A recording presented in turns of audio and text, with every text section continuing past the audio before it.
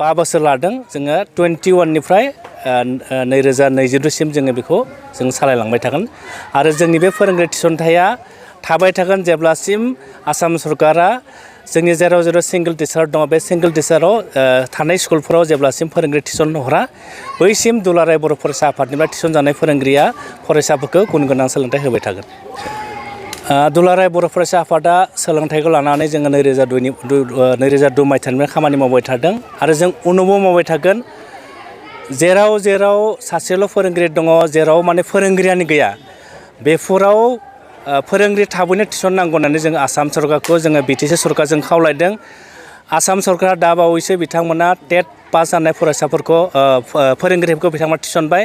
दा जोङो बिटिसि सरकारखौबो जों खावलायबाय थादों। जों मिन्थिनायाव जों सावरायनायाव जों बुजि मोनदों जे बिटिसि सरकाराबो थाबैनो जिफोरा टेट पास जानानै थाबाय बिथांमोनखौ जेराव फोरोंगिरि थिसननांगौ फरायसालिफोराव बिथांमोना थिसनगोन होननानै जों बेखौ मिथिहोदों आरो बिथांमोना मोनसे खोथाखौ मिथिहोदों जे बिटिसिआव आयेननि मोनसे हाबाफारिया सोलिबाय थादों।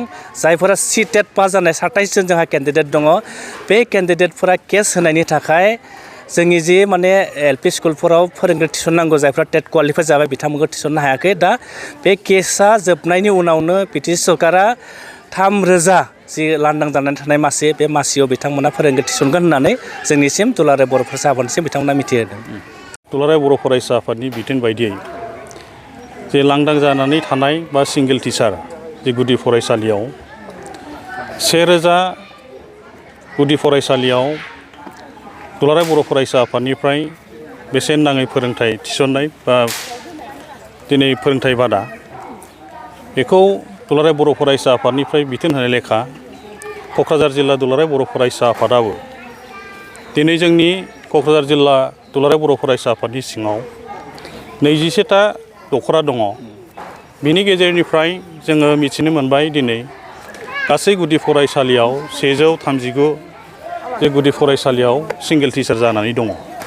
दा बेखौ नोजोर बोनानै क'क्राझार जिल्ला दुलाराय बर' फरायसा आफादा थांनाय 21 अक्ट'निफ्राय जोङो जागायदों आरो दिनै औवाबारि दखरानि सिङाव दिनै नैबे 470 माने गुदि फरायसालि दामोदरपुर गुदि फरायसालियाव जोङो दिनै बेवहाय दिनै सासे फोरोंगिरि थिसनबाय आरो बेवहाय जोङो मिथिनो मोननाय बादिब्ला बे गुदि फरायसालियाव 53 फरायसा दिनै बेवहाय दङ आरो बेवहाय सासेल' फोरोंगिरिया 53 जे फरायसाखौ सामलायनायाव बियो गोब्राब जादों आरो दिनै दुलाराय बर' फरायसा आफादआ दिनै जोङो गुन गोनां सोलोंथाइ होनायनि थाखाय दिनै फरायसाफोरखौ जोङो दिनै गोबां हाबाफारिनि गेजेरजों जोङो मोनफुंहोनांगौनि थाखाय गुन गोनां सोलोंथाइ मोनफुंहोनांगौनि थाखाय खामानि मावदों। नाथाय गोबां जोङो थासारिखौ दिनै नुनानै दिनै जोङो बेखायनो जे बे हाबाफारिखौ लादों बा मिसननि गेजेरजों जों बेखौ दिनैहाय हाबा बा खामानि मावगासिनो दङ। दा दिनै गोबां जोङो गारजेनफोरजोंबो सावरायदों, गोबां फोरोंगिरिफोरजों जों सावरायदों। दा बेवहाय गोबां जोंनि गेजेराव सोंलु जादों आरो जोङो गारजेनफोरनाव जोङो सोंदों बा फोरोंगिरिफोरनाव सोंदों जोंनि फरायसाफ्रा मानो दिनै गुदि फरायसालिनिफ्राय जोङो दिनै गोबां जोङो नुदों जे फरायसाफ्रा मानो जोंनि फरायसाफ्रा जेरैबायदि रोंनांगौ बेखौ मानो रोंनो हायाखै। दा बेवहाय गोबां फोरोंगिरिफ्रा जों जेब्ला गोजौ फरायसालिफ्राव जों सोङो फोरोंगिरिफ्रा होनो गुदि फरायसालियावनो थिग जायाखै, गेजेर फरायसालियावनो थिग जायाखै। दा बेफोरबादि दायखौ होलायबाय थानायखौ जोङो नुदों। नाथाय बेखौ जोङो दिनै बिजिरनानै नायदों। दा बिजिरनानै जोङो नुदों गमामायैनो दिनै गुदि फरायसालिफ्राव गोबां माने फोरोंगिरि लांदां जानानै दङ आरो बै लांदां जानानै थानाय फोरोंगिरिफ्रा थिग बिदिनो जेसे फोरोंनांगौ जेसेबां रोंगौथि होनांगौ बेखौ फोरोंनायाव आख' फाख' जादों। नोंथांमोनहा जेएनएम एनएम नार्सिं फरायनो गोसो दं नामा? जुदि गोसो दंबोला थाबैनो क'क्राझार SAM कलेजाव मुं थिसनदो।